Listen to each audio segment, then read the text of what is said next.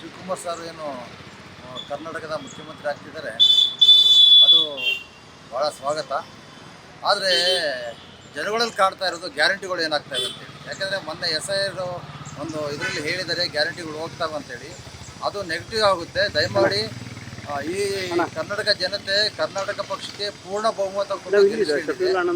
ಹಾಗಾಗಿ ಅವರು ಅನುಭವ, ಯಾಕಂದರೆ ತಳಮಟ್ಟದಿಂದ ಕಾರ್ಯಕರ್ತರಾಗಿ ದುಡ್ಕೊಂಡು ಮಿನಿಸ್ಟ್ರುಗಳಾಗಿ ಸಂಘಟನೆ ಮಾಡಿಕೊಂಡು ಪಕ್ಷ ಕಟ್ಕೊಂಡು ಬಂದಿರೋಂಥ ಶಿವಕುಮಾರ್ ಸಾರು ಈಗ 2 ವರ್ಷ ಹೆಂಗೆ ಆಡಳಿತ ಮಾಡ್ತಾರೆ ಅಂತ ಜನ ನೋಡ್ತಾ ಇದೆ. ನಮಗೂ ಭಾಳ ಚೆನ್ನಾಗಿ ಮಾಡ್ತಾರೆ ಅಂತ ನಮ್ಮ ಅನಿಸಿಕೆ.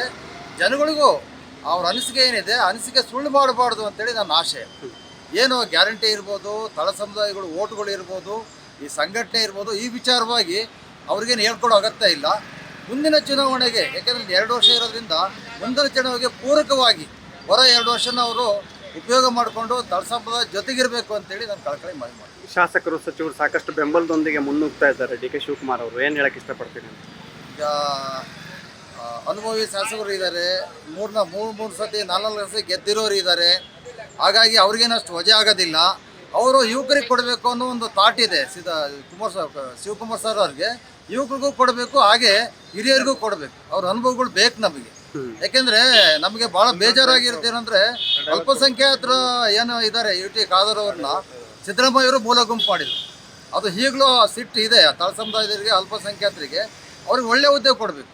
ಒಳ್ಳೆ ಹುದ್ದೆ ಕೊಟ್ಟು ಅದು ಪ್ರತಿನಿಧಿಯಾಗಿ ಈ ರೀತಿ ಹುಡುಕಿ ಒಳ್ಳೆ ಹುದ್ದೆಗಳು ಕೊಟ್ಟರೆ ಆ ಸಮುದಾಯ ಅವ್ರ ಜೊತೆ ನಿಲ್ಲುತ್ತೆ.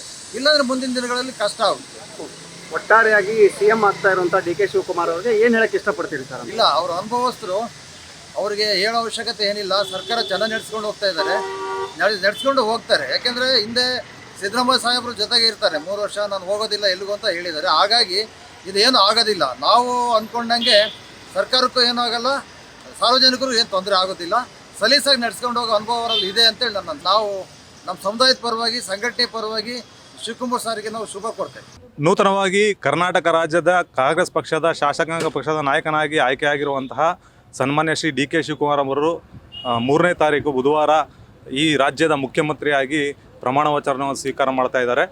ಇದು ನಮ್ಮ ಕರ್ನಾಟಕ ಜನತೆಗೂ ಮತ್ತು ನಮ್ಮ ಕಾಂಗ್ರೆಸ್ ಪಕ್ಷದ ನಿಷ್ಠಾವಂತ ಕಾರ್ಯಕರ್ತರಿಗೆ ಒಂದು ಸಂಭ್ರಮದ ಖುಷಿಯ ವಿಷಯ ಅಂತ ಹೇಳೋದಕ್ಕೆ ಇಷ್ಟಪಡ್ತೀನಿ. ಜೊತೆಗೆ ಈ ಹಿಂದೆ ಸಾಕಷ್ಟು ಅನುಭವವನ್ನು ಹೊಂದಿರುವಂತಹ ಪಕ್ಷದ ಕಟ್ಟಾಳು ಮತ್ತು ರಾಜ್ಯದಲ್ಲಿ ಅನೇಕ ಹುದ್ದೆಗಳನ್ನು ಅಲಂಕರಿಸಿ ಸರ್ಕಾರದಲ್ಲಿ ಒಂದು ಆಡಳಿತ ಅನುಭವ ಇರುವಂತಹ DK ಶಿವಕುಮಾರ್ ಅವರು ಈಗ ರಾಜ್ಯದ ಮುಖ್ಯ ಚುಕ್ಕಾಣಿನ ಹಿಡಿಯೋದಕ್ಕೆ ಹೋಗ್ತಾ ಇದ್ದಾರೆ. ಅವರು ಮುಂಬರುವ ದಿನಗಳಲ್ಲಿ ನಮ್ಮ ಏನು ಹಿಂದುಳಿದ ದೀನ ದಲಿತರ ಮತ್ತು ಮಹಿಳೆಯರು ಮತ್ತು ರಾಜ್ಯದ ರೈತರ ಶೋಷಿತರ ಪರವಾಗಿ ಏನು ಜಾರಿಯಾದಂತಹ ಎಲ್ಲ ಅಭಿವೃದ್ಧಿ ಕಾರ್ಯಗಳನ್ನ ಮುಂದುವರಿಸ್ಕೊಂಡು ಹೋಗ್ತಾರೆ. ಮತ್ತು ಏನು ಸಿದ್ದರಾಮಯ್ಯ ಅವರ ಒಂದು ಲೆಗಸಿನ ಕಂಟಿನ್ಯೂ ಮಾಡ್ತಾರೆ ಅನ್ನೋ ಒಂದು ನಮ್ಮ ಆಶಾಭಾವನೆ ಇದೆ. ಜೊತೆಗೆ ಇವರು ಕಾರ್ಯಕರ್ತರ ನಾಯಕನ ಅಂತಲೇ ಗುರುತಿಸಿರೋದ್ರಿಂದ ನಮ್ಮೆಲ್ಲರ ನಿಷ್ಠಾವಂತ ನಮ್ಮಂಥ ಕಾರ್ಯಕರ್ತರಿಗೆ ಮುಂದಿನ ದಿನಗಳಲ್ಲಿ ಏನು ನೆನಗಿದು ಬಿದ್ದಿರುವಂತಹ ಎಲ್ಲ ನಿಗಮ ಮಂಡಳಿ ಮತ್ತು ರಾಜ್ಯ ಮಟ್ಟದ ಅಧ್ಯಕ್ಷರ ಸ್ಥಾನಮಾನ ಮತ್ತು ರಾಜ್ಯ ಮಟ್ಟದ ನಿರ್ದೇಶಕರು ಮತ್ತು ನಾಮನಿರ್ದೇಶಕ ಸದಸ್ಯರುಗಳ ಸ್ಥಾನಗಳನ್ನು ಆದಷ್ಟು ಬೇಗ ತುಂಬಿ ಎಲ್ಲ ನಿಷ್ಠಾವಂತ ಕಾರ್ಯಕರ್ತರಿಗೂ ಒಂದು ನ್ಯಾಯವನ್ನು ಒದಗಿಸಿ ಮುಂದಿನ ದಿನಗಳಲ್ಲಿ ನಮ್ಮ ಪಕ್ಷವನ್ನು ಸಂಘಟಿಸಿ ಪಕ್ಷ 2028ರಲ್ಲೂ ಸಹ ಅಧಿಕಾರವನ್ನು ತಗೊಂಡು ನಮ್ಮ ಕಾಂಗ್ರೆಸ್ ಪಕ್ಷದ ಸರ್ಕಾರ ರಚನೆ ಮಾಡುವಲ್ಲಿ ಒಂದು ಮಹತ್ತರವಾದ ಒಂದು ಬೆಳವಣಿಗೆ ಮತ್ತು ಒಂದು ಕಾರ್ಯವನ್ನು ಮಾಡ್ತಾರೆ ಅನ್ನೋ ಒಂದು ನಮ್ಮ ಉದ್ದೇಶ ಇದೆ. ಮತ್ತೊಮ್ಮೆ ನಮ್ಮ ರಾಜ್ಯದ ನೂತನ ಮುಖ್ಯಮಂತ್ರಿಗಳಾದಂಥ DK ಶಿವಕುಮಾರ್ ಸಾಹೇಬರಿಗೆ ಶುಭ ಕೋರಿಸ್ತೀನಿ. ಹೃತ್ಪೂರ್ವಕ ಶುಭವನ್ನು ಕೋರ್ತಾ ಇದ್ದೀನಿ. ಧನ್ಯವಾದಗಳು. ಏನು ನೂತನವಾಗಿ ನಮ್ಮ ಕಾಂಗ್ರೆಸ್ ಪಕ್ಷದ ಹಿರಿಯರಾದ ನಮ್ಮ DK ಶಿವಕುಮಾರ್ ಅವರು ನಮ್ಮ ಶಾಸಕಾಂಗ ಪಕ್ಷದ ನಾಯಕರಾಗಿದ್ದಾರೆ. ನಮ್ಮ ಕಾಂಗ್ರೆಸ್ನಲ್ಲಿ ಏನಾಗಿದೆ ಅಂದರೆ ನೋಡಿ, ಈಗ ಅವ್ರು ಕೇಳಿದರು, ಆದರೆ ಕೇಳಿದ ತಕ್ಷಣ ಸಿಗ್ತಾಯಿತ್ತಂದರೆ ಇದು ನಮ್ಮ ಕಾಂಗ್ರೆಸ್ನಲ್ಲೇ ನಡೆಯೋದು. ಈ ಥರ ಒಂದು ಯಾರ್ಯಾರು ನಾಯಕರು ಶ್ರಮಿಸಿದರೆ ಅವರು ದುಡ್ಕೊಂಬಂದಿದ್ರೆ ಪಕ್ಷದಲ್ಲಿ ಅಂಥವ್ರಿಗೆ ಗುರುತಿಸಿ ಅವರಿಗೆ ಒಂದು ಒಳ್ಳೆಯ ಸ್ಥಾನ ಕೊಡ್ತಾರೆ. ಅದೇ ಬೇರೆ ಪಕ್ಷದಲ್ಲಿ ಈ ಥರ ನಾವು ನೋಡೋಕ್ಕಾಗಲ್ಲ.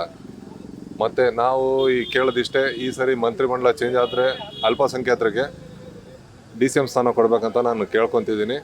ಅಲ್ಪಸಂಖ್ಯಾತರಲ್ಲಿ ಭಾಳಷ್ಟು ನಾವು ಕಾಂಗ್ರೆಸ್ ಪಕ್ಷಕ್ಕೆ ಹೋರಾಟ ಮಾಡಿ ನಾವು ಕಾಂಗ್ರೆಸ್ ಪಕ್ಷ ಬರೋಕ್ಕೆ ಭಾಳಷ್ಟು ಪ್ರಯತ್ನ ಪಟ್ಟು ನಾವು ಓಟ್ ಹಾಕಿದ್ದೀವಿ. ಹಾಗಾಗಿ ಕಾಂಗ್ರೆಸ್ ಪಕ್ಷದಲ್ಲಿ ನಮ್ಮ ಜಮೀರ್ ಅಹಮದ್ ಇದ್ದಾರೆ, UT ಖಾದರ್ ಇದ್ದಾರೆ, ಹಿರಿಯರು ಇದ್ದಾರೆ. ಇಂಥವ್ರು ಇಂಥವ್ರಿಗೆ DCM ಸ್ಥಾನ ಕೊಡಬೇಕಂತ ನಾವು ಕೇಳ್ಕೊತೀನಿ ಅಂತ ನಾನು ನನ್ನ ಹೆಸರು ಮೊಹಮ್ಮದ್ ರಫಿ ಅಂತೇಳಿ, ನಾನು ರಾಜ್ಯ ಪ್ರಧಾನ ಯುವ ಕಾಂಗ್ರೆಸ್ನ ಕಾರ್ಯದರ್ಶಿಯಾಗಿ ಕೆಲಸ ಮಾಡ್ತಾ ಇದ್ದೀನಿ.